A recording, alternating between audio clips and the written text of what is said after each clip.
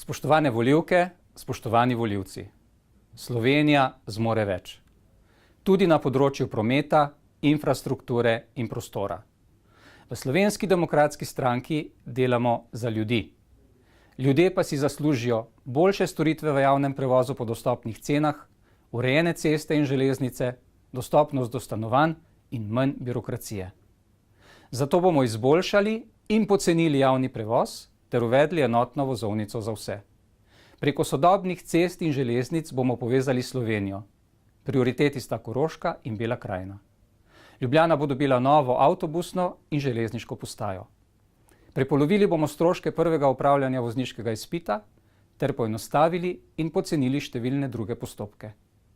Skrajšali bomo čas pridobivanja gradbenih dovoljenj ter izboljšali pravno varnost investitorjev.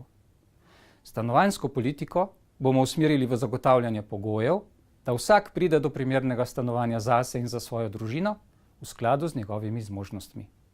Ker si Slovenija, predvsem pa njeni prebivalci, zaslužijo več.